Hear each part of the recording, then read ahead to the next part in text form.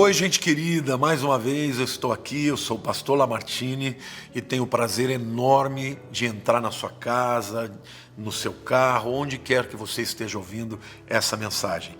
Quero aproveitar e pedir para todos vocês que me veem para se inscrever no meu canal. Então, se você ainda não se inscreveu, clica aí, se inscreva, clica no sininho para sempre ser notificado também dos vídeos novos.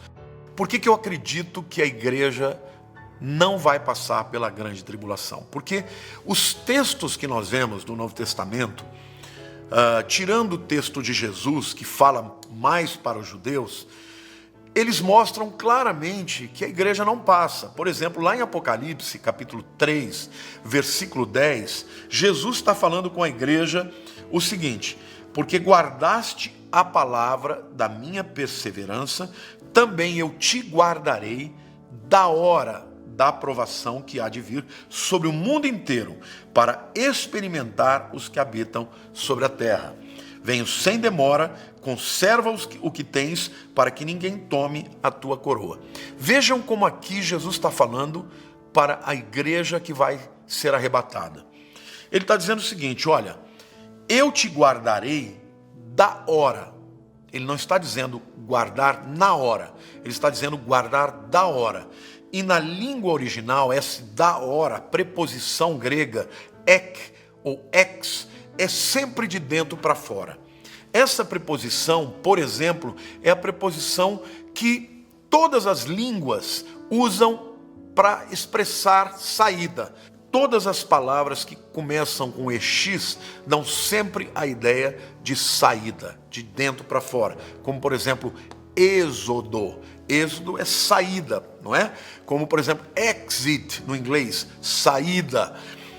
Expropriar, expatriar, tirar uma pessoa de uma pátria para outra pátria. Portanto, essa preposição significa de dentro para fora. Agora, que tribulação é essa?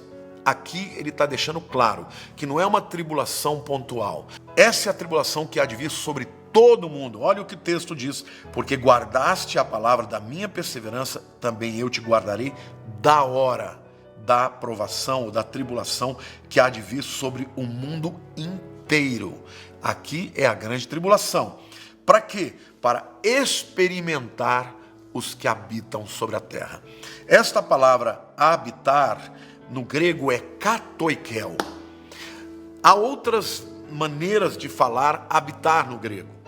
Por exemplo, oikel significa pernoitar no hotel. Mas katoikel significa fazer raízes. Então, é experimentar aquelas pessoas que pertencem a esse mundo, que têm raízes nesse mundo. Existem muitos outros textos que falam sobre sermos guardados da tribulação que vem sobre todo mundo.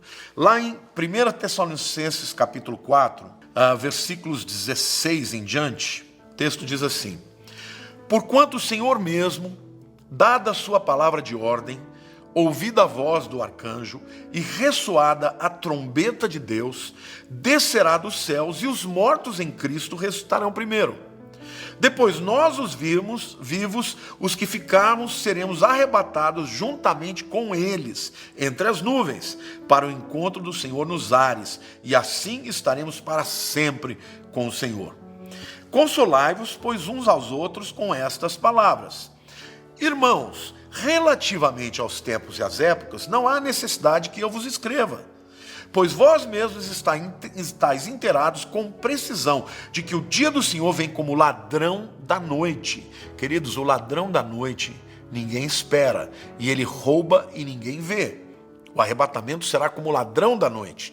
A segunda vinda, todo olho verá. Aí ele diz assim: quando andarem dizendo paz e segurança, eis que lhes sobrevirá repentina destruição, como vem as dores de parto, e que está para dar à luz, e de nenhum modo escaparão. Está falando aqui já para os que vão ficar na tribulação.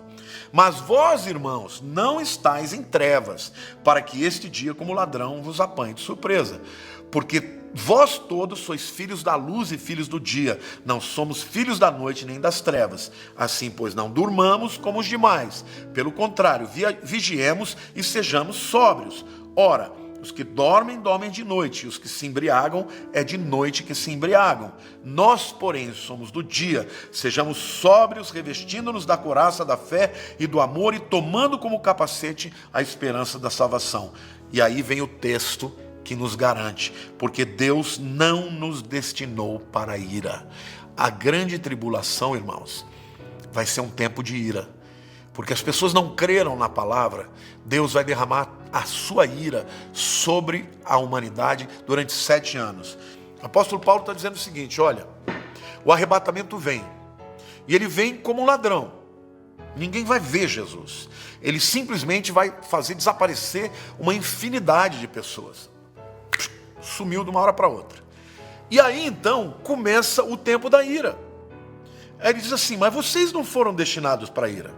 Porque eles estão dormindo, vocês estão acordados, vocês estão vigiando. Sejam sóbrios, vigiem. Porque quando o Senhor vier, você tem que estar vigiando, tem que estar sendo fiel a Deus, vivendo com o Senhor, cumprindo a sua palavra. Agora, quando a igreja for arrebatada com o Senhor nos ares, diferentemente da segunda vinda em que ele aparece nos ares, mas desce no Monte das Oliveiras, pisa na terra para julgar as nações, o arrebatamento é um encontro nos ares, e a igreja sobe. Na segunda vinda Jesus desce, mas o texto é claro, ele nos guardará da hora da tribulação. Por quê? Porque nós que cremos não fomos destinados para a ira. A grande tribulação será uma última oportunidade que Deus dará, principalmente para o povo de Israel, que vai se converter em massa, mas também com uma grande massa de gentios. Então, meu querido, se você crê diferente de mim, deixa eu dizer uma coisa aqui. Heresia é uma palavra que no grego significa divisão. No grego é eritheia, significa provocar divisão.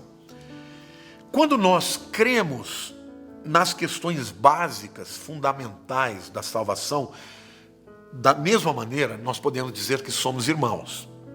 Então não importa qual a placa da sua igreja, qual a sua denominação, se você é da teologia reformada, se você é calvinista, ou se você é um arminianista, crê na salvação pelo livre-arbítrio.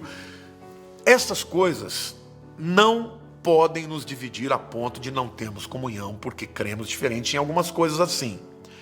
O Apocalipse, a volta de Jesus é igual. Se você crê que Jesus é o único caminho para a salvação, se você crê que Jesus morreu para salvar todos os pecadores, se você crê que os nossos pecados são perdoados pelo seu sangue, se você crê que ele vai voltar, você crê como eu nas coisas mais fundamentais. A verdade é a seguinte, nós temos que pregar que ele vai voltar, porque ele prometeu que vai voltar e ele vai voltar. Então, vamos ser sóbrios. Não vamos usar a internet para despejar a nossa amargura, a nossa indignação. Jesus disse, nisto sereis conhecidos que sois meus discípulos, se vos amardes uns aos outros. Até na igreja primitiva havia diferenças.